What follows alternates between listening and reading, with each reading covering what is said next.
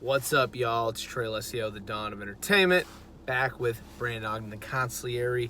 We just got out of the movie Jojo Rabbit. Lot to say here. It was a great feel-good movie. I think we can agree on that. Brandon's doing a little research right now.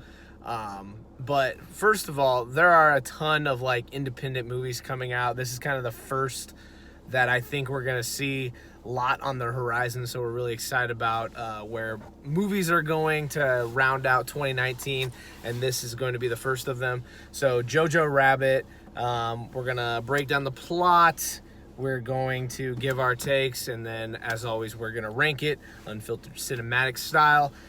So this one, we don't have to spend 30 minutes breaking down the plot. Basically, it's a satirical setting where a boy is kind of brainwashed to be a Nazi, and he's trying to be a Nazi soldier. His mom, Scarlett Johansson, we later find out that she's hiding a Jew girl. The boy falls in love with the Jew girl, and that's basically the plot, right? Yeah. I'm sure I'm missing a lot. That's a 2-second thing. The other big thing is the boy's imaginary friend is Adolf Hitler. Right. Who is I did not know this. Played by Taiki. Yep. Waititi. He directed it and wrote it. So I guess another big plot point is, spoiler alert, later down the line we find out, this was kind of a sad moment, that Scarlett Johansson's character ends up being hanged because they found out that she was hiding a Jewish girl. I don't know if they found out she was hiding a Jewish girl as much as she was clearly trying to help Jewish people around Germany. Right. She was leaving a bunch of little paper notes. It comes out that Jojo's father is fighting for the German side. Right. He's been missing for 2 years, and then at the end we find out that he was in on the plot helping his mom do something for the Jewish, families around Germany.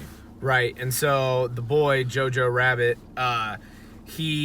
it's kind of, so the macro thing going on is obviously World War II and the Nazis versus everybody, but at the center, at the core, is this boy. It's kind of an inner struggle. Does he choose the Nazi side, or does he choose what's moral and what's good? And he tries to decide, do I love this girl or do I want to side with the Nazis? So at the core of this thing, it's more of a love story and a moral dilemma with this boy, and then the macro, the overarching theme is the war. So there was that. I guess that's really the plot. You know what happens in World War II. That's the plot. Yeah. But so let's break down kind of what we thought, and were there any flaws? What were your favorite parts? All that sort of thing. Let me start with I'm trying to think of the comedies we've seen this year. I think is it Booksmart? Right. Yep. We saw Probably that. the best comedy we've seen this year. Okay. This one, when it's funny, it's hilarious. Right. And I would put it right up there with Booksmart during the funny parts.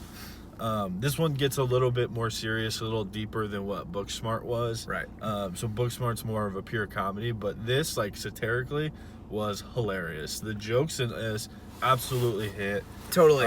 They made Hitler hilarious. Right. It's a completely weird thing to think about that. What a different take on a Hitler story. Totally.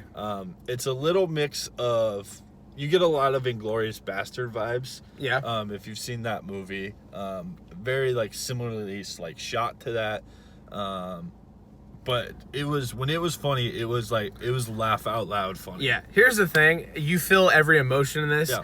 You laugh your ass off. There are parts that are. I didn't cry. I know. I was actually surprised with this guy. There are parts where there are tearjerkers. There's parts that are just heartwarming. You feel every emotion in this movie.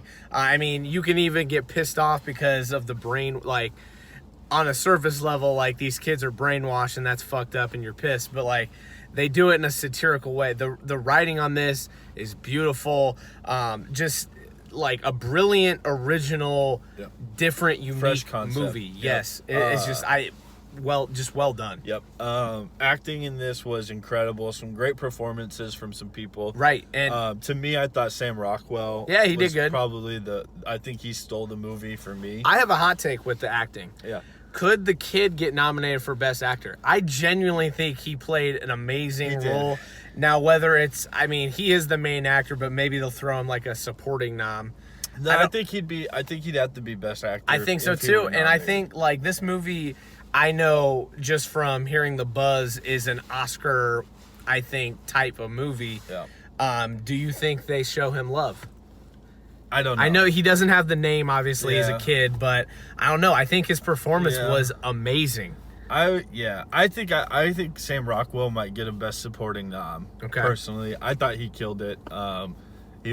He looks out for Jojo throughout the whole movie. He is a Nazi, but he's very much like at the end he saves him basically, and he saves him even before that when the Gestapo are there to see if they're hiding a Nazi girl. Yeah. And he saves the girl. Jewish girl. Sorry.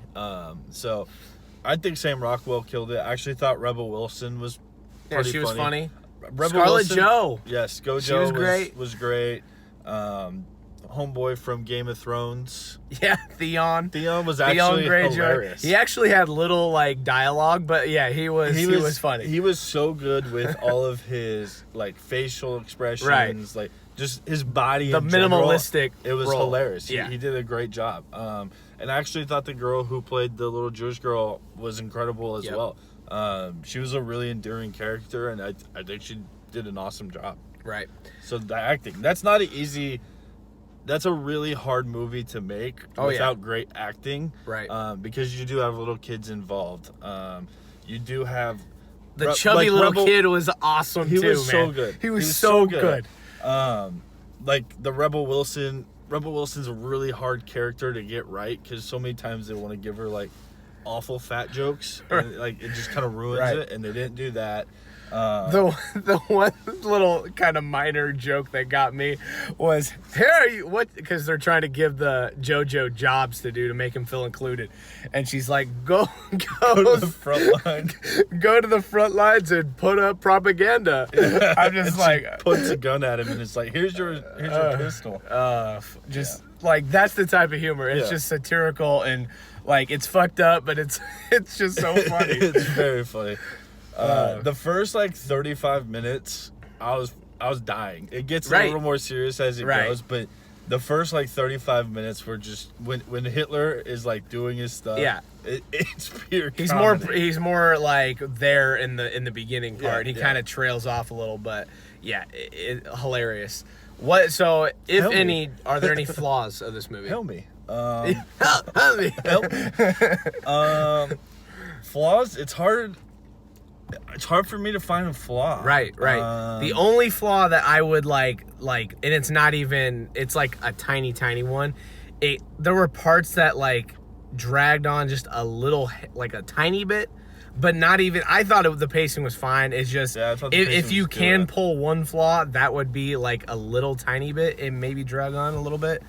But I don't know. I wouldn't even consider it to drag on. I don't know if I can honestly find one from filmography or the cinematic version of it was great, or cinematography of it. Yeah. The writing, the acting, musically, I don't know. Like the score wise, I don't know.